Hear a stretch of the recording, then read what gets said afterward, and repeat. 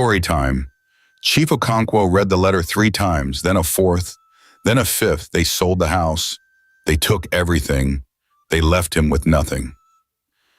He sank into one of the old wooden chairs, the letter falling from his hands. And then Chief Okonkwo cried. Not quiet tears, big body-shaking sobs. 30 years of marriage. 2 children he'd raised from birth. All of it gone. That's how Ada found him 10 minutes later when she emerged from the bedroom, confused about why it was so quiet. Daddy? She saw him crying and immediately ran to him.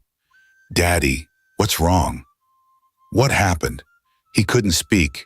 He just pointed to the letter on the floor. Ada picked it up and read it. Her face went pale. They left, she whispered. They actually left. They sold the house, Ada. They sold my father's house.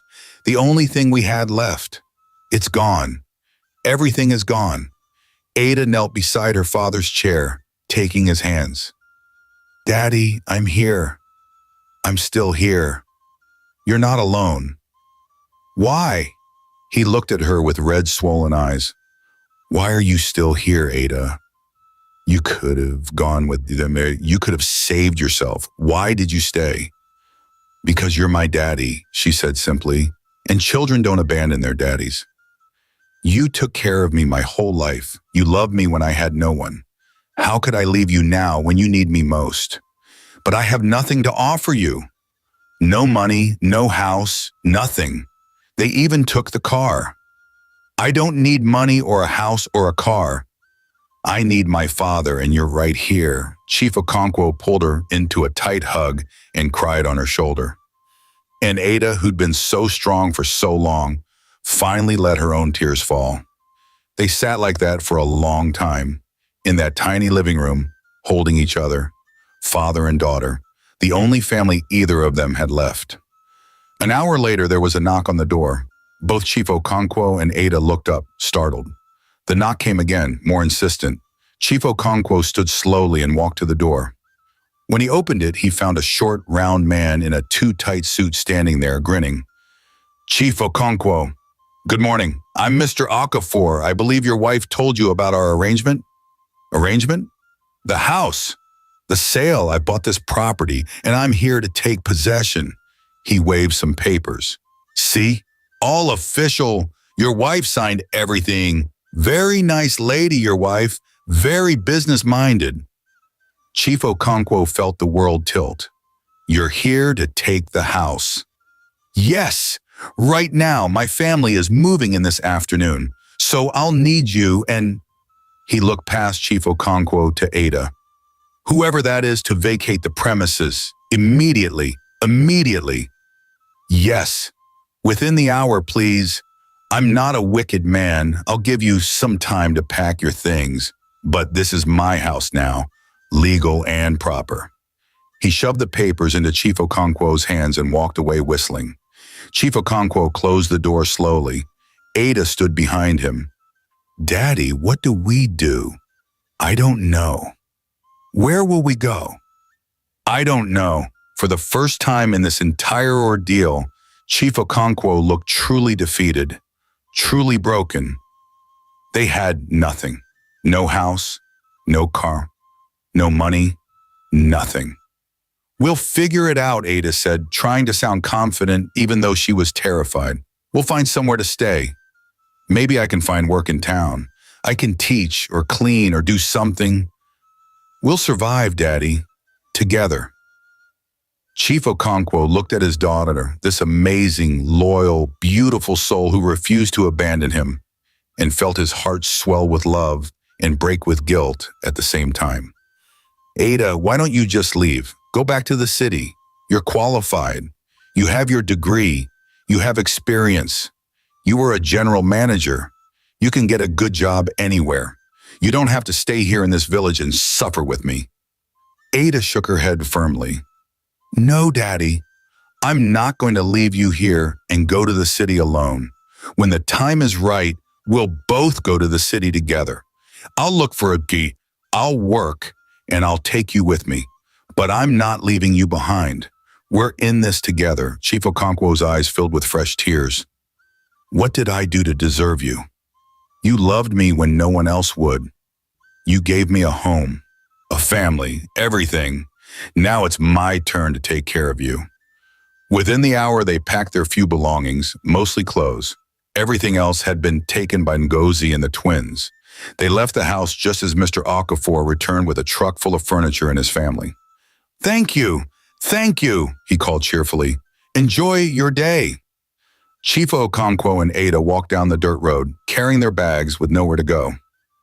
Daddy, there's a small house at the edge of the village, Ada said. I saw it when I went to market last week. It had a for rent sign. Maybe we can rent it. I have some savings, not much, but enough for a month or two. You'd spend your savings on me? On us, Daddy. On us. They went to see the house. It was even smaller than the bungalow, just 2 tiny rooms, a cramped kitchen, and a bathroom with a cracked sink. But the landlord agreed to rent it to them for a small amount per month. Ada paid with money from her account, money she'd been saving for years from her salary. They moved in that afternoon. The place was barely furnished. 2 thin mattresses on the floor, a single wobbly chair, a small table with one leg shorter than the others. But it was shelter. I'll find work, Ada said immediately. First thing tomorrow, I'll ask around town. Someone must need help. Ada, you have a university degree. You were a general manager. You managed hundreds of people. You shouldn't have to do manual labor. Daddy, work is work. There's no shame in it. You taught me that, remember? You told me about selling Akara as a boy, about how you weren't ashamed because you were working hard, building your future. Well, now I'm going to work hard and help build our future. Chief Okonkwo looked at his daughter with tears in his eyes. How did I get so blessed to have you? We got blessed to have each other. The next day, true to her word, Ada went into the village looking for work. She stopped at the school. They needed an auxiliary teacher. The pay was terrible, 15,000 naira per month, but she took it immediately. Then she asked around about other opportunities. Can you clear farms? An old farmer asked. I can learn. Can you help at the market? Yes. Can you tutor children? Absolutely. By the end of the day, Ada had cobbled together multiple small jobs, teaching at the village school, 15,000 naira per month, clearing farms twice a week, 7,000 naira per week, tutoring children in the evenings, 500 naira per session, helping at the market on weekends, 3,000 naira per week. It was exhausting work, back-breaking work, work that would leave her hands blistered and her body aching. But it was work, and it was honest. Ada, who'd grown up in mansions, who'd worn designer clothes, who'd managed apartments with 200 employees, became a village girl. She woke up at 5 a.m. every day. She'd fetch water from the communal tap. She'd cook breakfast for her father. Then she'd go to the school to teach. After school, she'd go to whichever farm had hired her that day and clear land under the brutal sun. In the evenings, she'd tutor children in their homes. Then she'd come back, cook dinner, and collapse from exhaustion. Chief Okonkwo tried to help, but Ada wouldn't let him. Daddy, your blood pressure, your health, please just rest. Let me handle this. Ada, I can't just sit here while you work yourself to death. You're not sitting here. You're recovering. You're getting strong again, so that when the time comes, you'll be ready. Ready for what? I don't know yet, but something. There has to be something better ahead. At night, Chief Okonkwo would watch his daughter sleep on her thin mattress, her hands covered in small cuts from farm work, her face exhausted, and he'd cry quietly. What have I done, he'd think. My precious daughter, my angel, she deserves so much better than this. But in the mornings, Ada would wake up with a smile. Good morning, Daddy. Breakfast is ready. Ada, you don't have to be so cheerful. Why not? We're alive. We're together. We have food and shelter. That's more than many people have. You're too good for this world. I'm exactly good enough. Now eat your breakfast before it gets cold.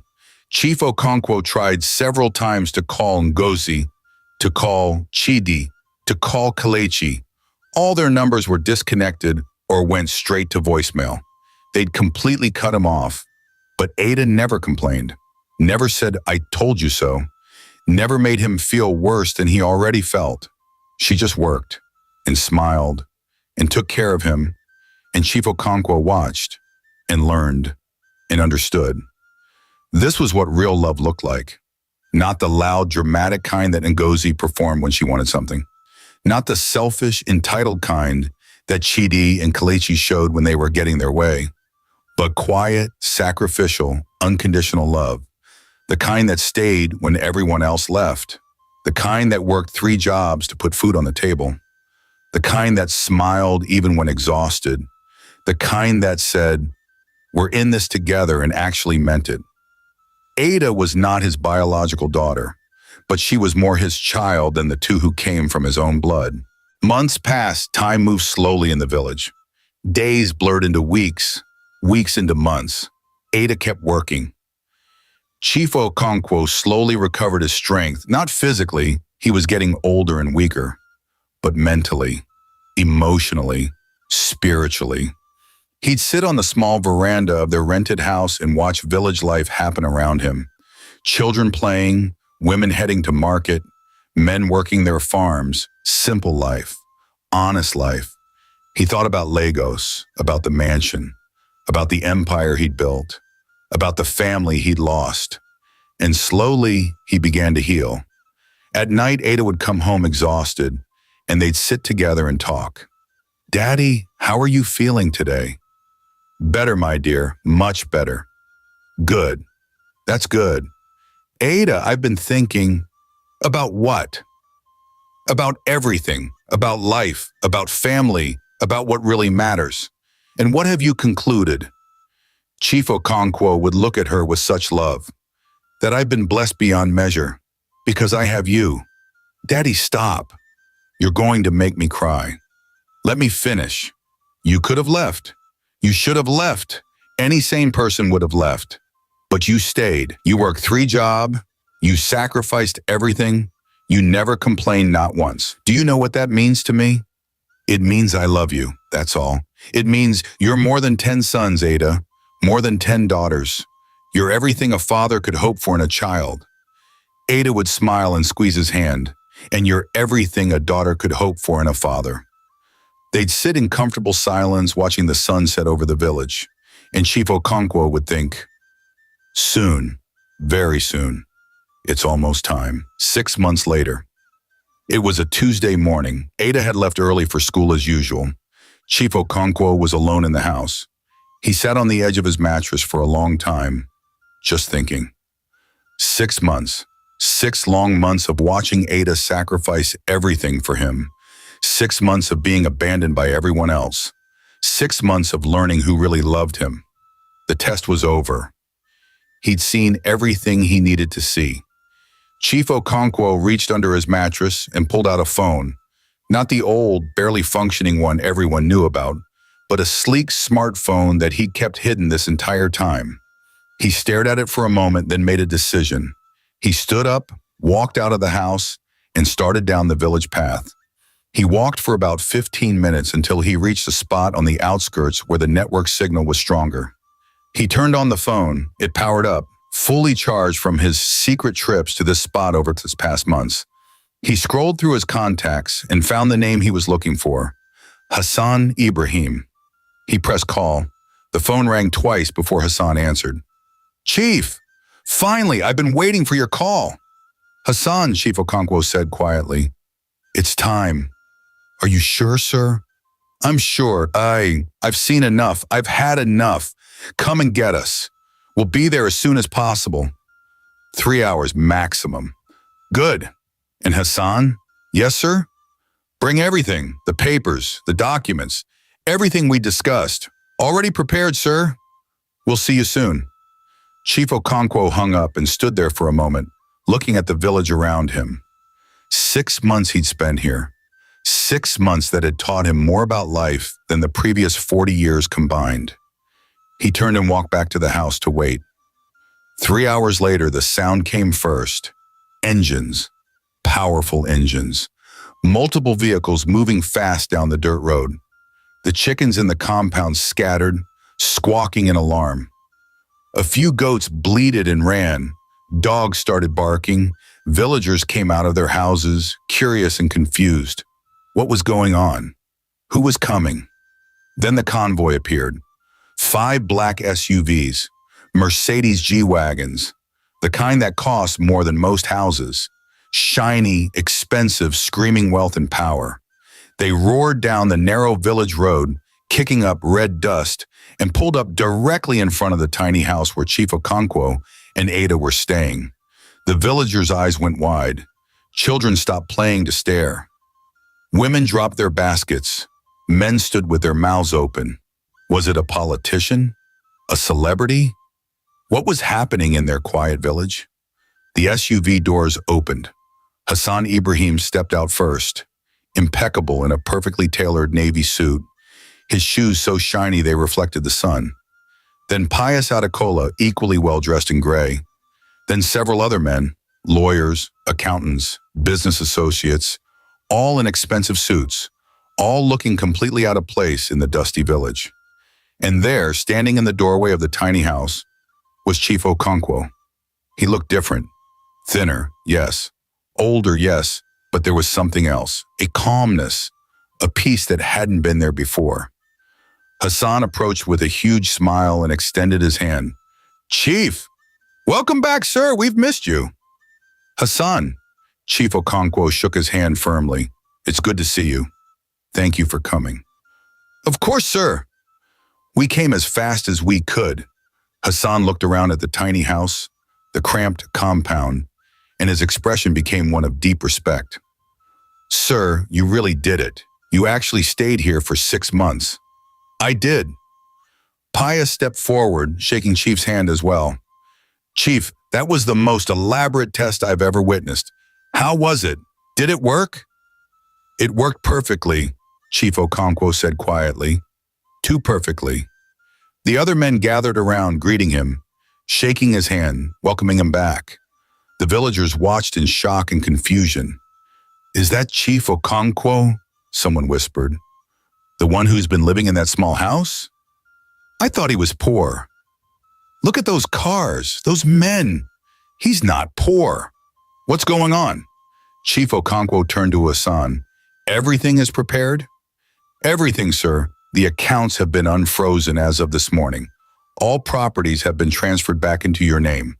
The companies are all officially yours again. And we have all the paperwork for Miss Ada." "Good. Very good. She should be back soon. She usually finishes teaching around 5 p.m. "Then we'll wait," Hassan said. Chief Okonkwo led them all inside the tiny house. It was comically cramped with so many well-dressed men in such a small space. They could barely fit in the living room. Some had to stand in the kitchen doorway. Others stood outside. They waited. And sure enough, at exactly 5:15 p.m., Ada came walking up the road. She was wearing a simple, faded dress. Her hair was tied back in a practical ponytail. She carried a worn bag with books for tutoring. Her face was tired, as it always was after a long day of teaching and farm work. And then she saw them. The convoy of expensive SUVs. The crowd of well-dressed men. The villagers gathered around, whispering and pointing. Ada's steps slowed. Her heart started pounding. What was happening? Had something happened to her father? She walked faster, almost running now. When she reached the house, she saw all the men crowded inside and around the doorway. And there, in the middle of them all, was her father. Smiling, actually smiling. "Daddy?" Ada called out, confused and worried. "Daddy, what's going on? Who are all these people?" Then she recognized some of the faces. "Mr. Hassan? Mr. Pius?" Her eyes went wide. "What are you doing here? What's happening?" Hassan and Pius smiled at her. "Good afternoon, Miss Ada. It's wonderful to see you. But I don't understand. Did something happen? Is there news about the business? Did you find a way to help Daddy?" Chief Okonkwo stepped forward and took her hands. "Ada, come inside. Sit down. there's something I need to tell you. Ada's mind was racing. She let her father lead her inside. Someone gave up the single chair for her, and she sat down, looking around at all these men in expensive suits crammed into their tiny living room. "Daddy, please, you're scaring me." "What's going on?" Chief Okonkwo knelt in front of her, still holding her hands, looking directly into her eyes. "Ada, everything you've been through these past 6 months, it wasn't real." "What?" "The bankruptcy, the eviction, the loss of everything. None of it," Ada blinked, not understanding. I don't understand. What do you asking? It wasn't real. I mean, I never lost my money, Ada. The business never failed. The court officers were actors. The bank documents were fake. All of it was staged." The room was completely silent except for Ada's breathing, which had become shallow and fast. You faked it," she whispered. "You faked being bankrupt?" "Yes. But why? Why would you do that?" Chief Okonkwo's eyes filled with tears. "Because I needed to know the truth. I needed to know who really loved me, who would stay when the money was gone, who cared about me, not my wealth. So I created this test. I faked everything. And I brought all of you, your mother, your siblings, you to the village to see what each of you would do." Ada's hand started shaking. "A test? This was all a test?" "Yes. The past 6 months? While I was working 3 jobs, while I was teaching for 15,000 naira a month and clearing farms and tutoring children, while we were living in this tiny house and barely surviving, all of that was fake? The poverty was fake. The situation was fake, but your response to it was real. And that is what I needed to see." Tears started streaming down Ada's face. "Daddy, I don't understand. Why would you put me through this? Put us through this?" "Because I needed to know," Chief Okonkwo said, his own voice breaking. "Your mother left me. She sold my house. She went to stay with Chief Emeka Nwosu, my business partner, my friend. She abandoned me completely. Chidi and Kelechi did the same. They took everything they could carry and ran away without looking back. But you," his voice cracked, "you stayed. You worked yourself to exhaustion. You sacrificed everything. You took care of me. You never complained, not once. You chose me over comfort, over opportunity, over everything. Because you're my father," Ada sobbed. "Because I love you." "I know. And that's why you passed the test. That's why you're the only one who passed." Chief Okonkwo reached into his jacket and pulled out a thick envelope. He handed it to Ada. "What is this?" "Open it." With trembling hands, Ada opened the envelope and pulled out official documents. Legal papers. Her eyes scanned the pages, and with each word she read, her eyes grew wider. "Daddy, it says you are now the chairman of the board of directors for Okonkwo Industries. You are now the CEO of all my companies. You have controlling interests in everything. Real estate, shipping, manufacturing, technology, all of it. Everything I've built over 40 years is now yours." "No," Ada whispered, shaking her head. "No, I can't. Daddy, I can't accept this." "Yes, you can, and you will. I'm 68 years old, Ada. I've worked my entire life. I've built an empire, and now it's time for me to step down. Time to retire. Time to rest, and I'm leaving everything, to the only person who proved they deserved it, the only person who loved me, not for what I could give them." "But Daddy, Mummy, and Chidi, and Kelechi, they're your family." "No," Chief Okonkwo said firmly. "You are my family. You are my daughter, my true daughter. They chose money. They chose comfort. They chose themselves. But you chose me. You chose love. You chose loyalty. And that is worth more than all the blood relations in the world. Hassan stepped forward. Miss Ada, if I may, your father is absolutely right. I've worked with him for 25 years. I've watched you grow up. I've seen how you worked in the company, how you earned every promotion, how you treated people with respect. You are more than qualified for this role. And we, all of us, he gestured to the other men in the room, are here to support you. We believe in you. The transition has already been prepared, Pius added. All the paperwork is done. The board has been notified. Tomorrow we're holding a press conference to announce everything, your father's retirement, your new position, all of it. Tomorrow, Ada's head was spinning. But I don't understand. So none of it was real? You were never actually broke? Never, Chief Okonkwo confirmed. The companies are thriving. The accounts are full. Everything is exactly as it was before.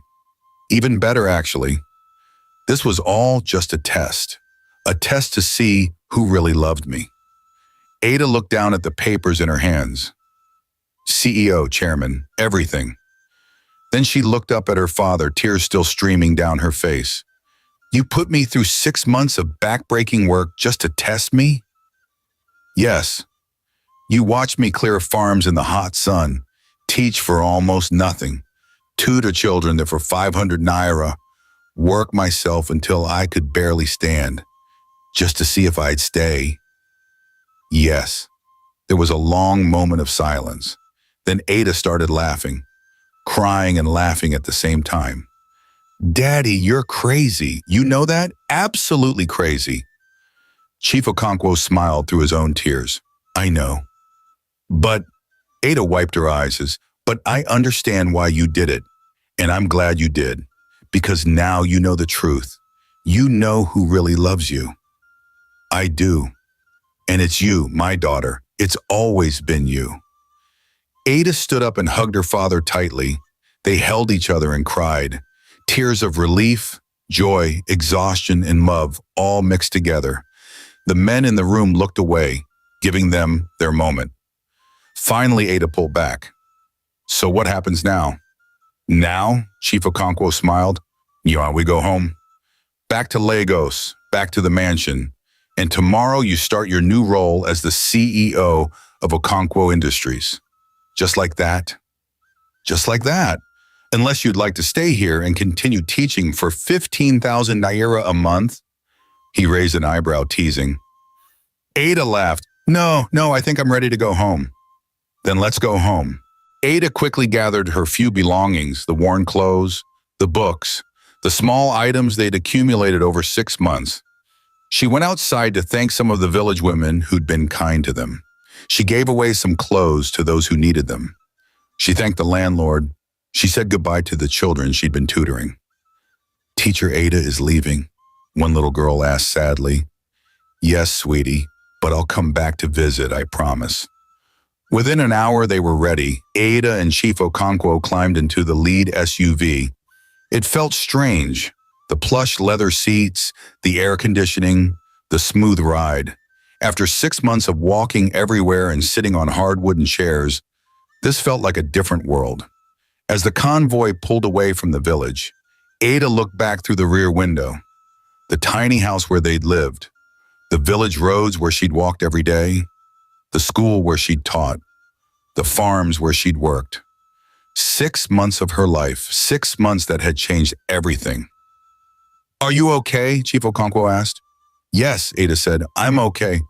It's just surreal. This morning I was a village teacher. Now I'm the CEO of a multi-billion naira company. You were always going to be the CEO, Chief Okonkwo said. I just needed to make sure you were the right person for it. And you proved it beyond any doubt. They drove in silence for a while, watching the village give way to towns, then to city outskirts, then finally to Lagos itself. When they pulled up to the mansion in Ikoyi, the same mansion they'd been evicted from 6 months ago, Ada gasped. It looked exactly the same. Beautiful, grand, pristine, like nothing had ever happened. Welcome home, Chief Okonkwo said. They walked through the front door. The staff was there, lined up to welcome them. "Chief, Miss Ada, welcome back." Ada recognized all of them. They all had tears in their eyes. "You all knew?" she asked. They nodded. "We knew, Ma," the head housekeeper said. "Chief told us everything. We've been maintaining the house this whole time, waiting for you to come back." Ada shook her head in disbelief. "This is the most elaborate plan I've ever heard of." "It had to be," Chief Okonkwo said, "to be convincing. Now go freshen up. Rest. Tomorrow is a big day." That night, Ada slept in her old room, in her comfortable bed, with her soft pillows and clean sheets. It felt like a dream, a very, very strange dream. The next day, the press conference. The press conference was held at Okonkwo Towers. The main conference room was packed with journalists, bloggers, TV crews, business reporters, everyone who was anyone in Nigerian media. Chief Okonkwo stood at the podium in a sharp suit, looking healthy and strong. Ada stood beside him in a professional dress, looking nervous but composed. The cameras flashed. The room buzzed with anticipation. "Good morning, everyone," Chief Okonkwo began. "Thank you all for coming. I'm sure you've been very confused over the past 6 months about what happened to me and my company. Today, I'm here to clear up that confusion and make an important announcement." The room went silent. "First, I want to clarify. My company is in excellent health. Okonkwo Industries and all our subsidiary companies are operating at full capacity and are, in fact, performing better than ever. Reports of my bankruptcy were exaggerated." A ripple of surprised murmurs went through the crowd. "Second, I am announcing my retirement.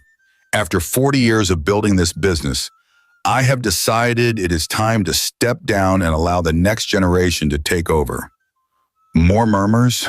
"And third, I am pleased to announce that Miss Ada Okonkwo will be taking over as CEO and chairman of the board of directors, effective immediately. She will be the new face of Okonkwo Industries and will lead the company into the future." He turned to Ada and smiled. "I have full confidence in her abilities, and I know she will take this company to even greater heights." The room erupted with questions. "Chief, what about the bankruptcy reports?" "Clarified, the company is financially sound. Why are you retiring now?" "Because it's time. I've worked long enough. Now I want to rest and watch the next generation succeed." "Why Miss Ada? What about your other children?" "Miss Ada has proven herself through years of dedicated work in this company. She has earned this position through merit and commitment. Miss Ada, how do you feel about this new role?" Ada stepped up to the microphone, her voice steady despite her nerves. "I'm honored and humbled by my father's trust in me. I've worked in this company for 10 years, learning from the best. I'm committed to building on the strong foundation my father has created and leading Okonkwo Industries into a new era of innovation and growth." The press conference continued for another 30 minutes. Questions were asked and answered. Photos were taken. Statements were recorded. By the time it had ended, the story was already spreading across Nigeria. Social media exploded. Chief Okonkwo not bankrupt. It was all strategy. Ada Okonkwo named new CEO of Okonkwo Industries. Business tycoon retires, hands empire to daughter. Within hours, it was trending nationwide. Everyone had an opinion. Everyone had something to say. And across town, in a luxury apartment in Banana Island, Ngozi was watching the press conference on TV with Chidi and Kelechi. Her face went from confused to shocked to absolutely pale. "No," she whispered. "No, no, no." "Mummy, are you seeing this?" Kelechi's voice was shrill. "He wasn't broke. It was all fake. He tested us." Chidi said, his face going through a range of emotions. "The whole time he was testing us?" They watched as the camera focused on Ada, standing confidently beside Chief Okonkwo, being introduced as the new CEO. "She's getting everything," Ngozi said faintly. "That girl is getting everything." "We left him," Chidi said slowly, reality dawning on him. "We left him when we thought he was broke. And it was all a test. And we failed. Oh God, Kalichi started crying. Oh God, what did we do? What did we do? Chief Emeka Nwosu, who'd been standing in the doorway, cleared his throat. Ngozi, I think we need to talk about arrangements. Ngozi turned to him. Arrangements? Well, I took you in thinking, that you were actually leaving him. But now, he gestured at the TV. Now it seems like maybe this was all temporary. So perhaps you should go back. Go back! Ngozi's voice was desperate. Emeka, you can't kick us out. I'm not kicking you out. I'm just saying this situation has become complicated. But Ngozi wasn't listening. She was already grabbing her phone. We have to go there. We have to go to him. We have to apologize. Mummy, do you think he'll even talk to us? Chidi asked. He has to. We're his family. We made a mistake. But we're still his family. 3 days later. It took them 3 days to work up the courage. 3 days of trying to call Chief Okonkwo and getting no answer. 3 days of calling Ada and having her not pick up. Finally, they decided to just show up at the mansion. Ngozi, Chidi, and Kelechi stood outside the imposing gates of the Okonkwo mansion in Ikoyi. The same gates they'd walked through freely for years. Now they felt like outsiders. Ngozi pressed the intercom. Musa? Musa, it's me. Open the gate. There was a pause. Then Musa's voice came through. Madam? Yes, it's me, Ngozi. Open the gate. I need to see my husband. Another pause. I'm sorry, madam. I can't do that. What do you mean you can't? Musa, have you forgotten who I am? No, madam. But Chief gave me specific instructions. You are not to be allowed on the property. What? Musa, I'm his wife. You can't keep me out. Those are Chief's orders, madam. I'm sorry. Ngozi started shaking the gate. Musa, you'll let me in right now. Do you hear me? Right now. Chidi and Kelechi stood behind her, looking ashamed and desperate. The commotion drew attention. Other household staff came to see what was happening. And finally, Chief Okonkwo himself walked out. He stood on the other side of the gate, looking at the Ibem. His face was completely unreadable. Okonkwo! Ngozi grabbed the bars of the gate. Please, let us in. We need to talk to you. There's nothing to talk about, Chief Okonkwo said quietly. Yes, there is. We made a mistake. We were scared. We thought you'd really lost everything. We didn't know it was a test. And if it hadn't been a test, if I'd really lost everything, you'd still be living with Emeka right now, wouldn't you? Ngozi's face flushed. That's not fair. Not fair? You want to talk about fair? You sold my father's house. You took everything I had left. You left me with nothing. And you want to talk about fair? Daddy, please. Kelechi was crying. We're sorry. We're so sorry. Please forgive us. Yeah, Dad, Chidi added. We messed up. We know that, but we're still your children. You can't just cut us off. Can I? Chief Okonkwo's voice was cold. You cut me off first. You abandoned me. You called me useless, irresponsible, a failure. You said you hated me, remember? We were upset, Ngozi said. We didn't mean it. You meant every word. I could see it in your eyes. You were disgusted by me, ashamed of me. And the moment you had a chance to leave, you took it, without hesitation, without looking back. But we're here now, Ngozi was practically pleading. We came back. We want to make it right. You're here now because you found out I'm still rich. That's the only reason. If I was actually broke, would you be standing at my gate begging? Be honest. None of them could answer that. Chief Okonkwo shook his head. That's what I thought. You don't love me. You never loved me. You loved my money. And now that you know it's still here, you want back in. But it's too late. It's not too late.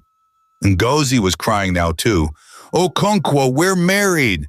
30 years. You can't just throw that away. You threw it away when you went to Emeka's bed. Not me. You. That was a mistake. Yes, it was. And now you have to live with it. He started to turn away. Wait. It was Ada's voice. She came walking out of the house, heading toward the gate. Ada, Kelechi called out. Ada, please. Talk to Daddy. Make him listen. Ada approached her father. Daddy, can we talk? Privately? Chief Okonkwo looked at her, then nodded. They walked a few steps away from the gate, out of earshot. What is it, Ada? Daddy, I know you're angry. I know what they did was terrible. But they're still your family. They stopped being my family when they abandoned me. But they came back. They're here. They're asking for forgiveness. They're asking for money. There's a difference, maybe. But Daddy, Ada took his hand. I won't feel right if they're suffering. If they're on the streets, I know what they did. I know how much they hurt you, hurt us. But they're still your children, your wife, and I don't want to be the reason you lose them forever. Chief Okonkwo looked at his daughter, at her kind eyes, her generous heart. Even after everything, she still cared about them. He sighed heavily. What do you want me to do? I want you to help them, not take them back, not give them the company, but help them start over. Give them a chance to build something for themselves. Chief Okonkwo was quiet for a moment. Then he nodded slowly. All right, for you, only for you. They walked back to the gate. Chief Okonkwo looked at Ngozi, Chidi, and Kelechi through the bars. I'm not taking you back. You need to understand that. What we had is over. What I had with you, he looked at Ngozi, ended when you betrayed me. And what I had with you too, he looked at the twins, ended when you chose comfort over loyalty. Okonkwo, Ngozi started. Let me finish. However, because Ada has asked me to, I'm willing to help you. I will give you a settlement, 150 million naira total, to be split between the three of you. I will also transfer ownership of a condo on the mainland to you. You can live there. You can use the money to start your own businesses, your own lives. But that's it. That's all you're getting. No inheritance, no company shares, no more contact with me. 150 million naira. Chidi said, Dad, that's more than you deserve. Chief Okonkwo cut him off. But it's enough to start over if you're smart about it. Whether you waste it or use it wisely is up to you. But either way, this is goodbye. Okonkwo, please. Ngozi reached through the bars. My lawyer will contact you with the details. Sign the papers, take the money, and move on with your lives. That's the best I can offer. He turned and walked back toward the house, Ada following him. Okonkwo, Ngozi screamed. You can't do this. I'm your wife. But he didn't turn back. The gate remained closed, and Ngozi, Chidi, and Kelechi were left standing outside, realizing that they'd lost everything that really mattered. 2 weeks later, Hassan met with Ngozi, Chidi, and Kelechi at his office. He presented them with the settlement papers and bank transfer documents. 150 million naira total, he said, 50 million each, plus joint ownership of a 3-bedroom condo in Victoria Island. All the paperwork is here. Sign, and the money is yours. They stared at the papers. It was a lot of money, more than most people would see in a lifetime. But it wasn't billions. It wasn't an empire. It wasn't what they had expected to inherit. What about the company? Chidi asked. What about our shares? There are no shares for you. Chief Okonkwo was very clear. Everything goes to Miss Ada. This settlement is his final offer. This isn't fair, Kelechi muttered. Life rarely is, Hassan said without sympathy. Now, do you want the money or not? One by one they signed. The money was transferred that afternoon. And just like that, it was over. 6 months later, Chief Okonkwo sat on the veranda of his mansion, a cup of tea in his hand, watching the sunset paint the Lagos sky in shades of orange and pink. He was retired now, truly retired. He spent his days reading, tending to his garden, taking long walks, and occasionally consulting when Ada asked for his advice. He looked healthier than he had in years, happier, more at peace. Inside the house, he could hear Ada on a conference call with the executive team. Her voice was confident, decisive, clear. She'd been CEO for 6 months now, and she was exceeding every expectation. She'd implemented new AI systems across all departments. She'd brought in cutting-edge technology to streamline operations. She'd identified redundant positions and restructured teams for maximum efficiency. She'd hired the best professionals in the industry. She'd fired staff who weren't performing and replaced them with hungry, talented people who wanted to prove themselves. Under her leadership, company profits had increased by 35%. They'd secured 3 major new contracts. Stock prices were at an all-time high. Oda was a natural, better than Chief Okonkwo himself had been at her age. The business was soaring, and Chief Okonkwo felt nothing but pride. His phone rang. He glanced at it. Hassan Ibrahim. Hassan. Chief, good evening. Just calling to update you. The quarterly reports are excellent. Ada is doing an amazing job. The board is extremely pleased. I know, I'm pleased too.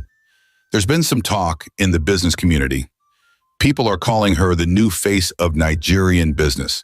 They're impressed by her innovations, her leadership style, her vision, as they should be. She's brilliant. Indeed. Oh, and I thought you should know, I heard through the grapevine that Chidi has actually started a legitimate business, something with technology. Small, but he's apparently taking it seriously. Good for him.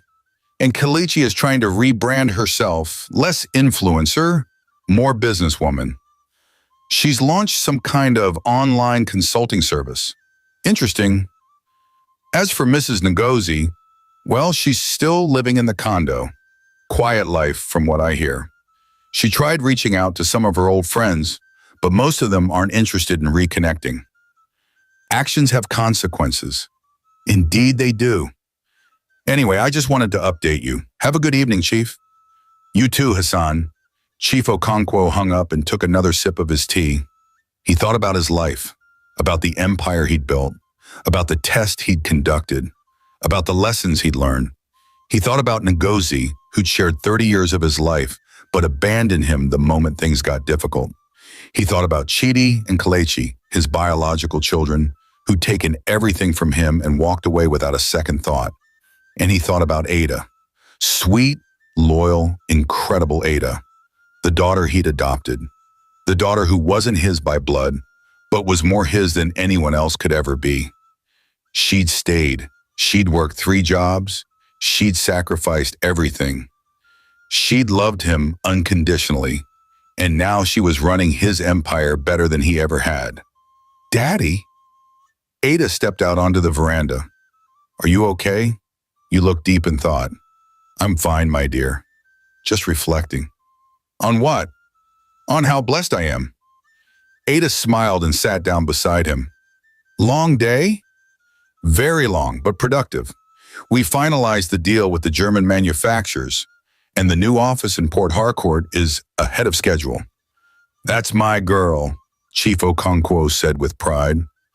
They sat in comfortable silence for a moment, watching the sun dip below the horizon.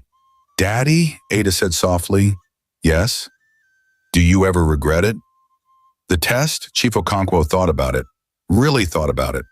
No, he said finally, not for a second, because it showed me the truth. It showed me that the daughter I adopted, the one your mother said wasn't really mine, was more mine than the children I fathered. It taught me that family isn't about blood. It's about love, about loyalty, about sacrifice, about staying when everyone else leaves, Ada added quietly. Exactly. Ada leaned her head on her father's shoulder. I love you, Daddy. I love you too, my dear, more than you'll ever know. They sat like that, father and daughter, as the last rays of sunlight disappeared and the stars began to emerge. Chief Okonkwo closed his eyes and smiled. He felt accomplished, fulfilled, complete. He'd built an empire with his hands. He'd tested his family with his wisdom, and he'd found his true heir in the most unexpected place. Ada is more than 10 sons, he thought to himself. She's worth more than 100 sons. She's everything a father could ever hope for. And as the night settled over Lagos, Chief Okonkwo sat on his veranda, his beloved daughter beside him, and felt the deep peace that comes from knowing you've done everything right. The test was over. The truth was revealed, and love, real, unconditional, loyal love, had won the end. Thank you for watching. What do you think of this story? Let me know of your thoughts in the comment section below. Until I bring another intriguing story your way again, bye for now.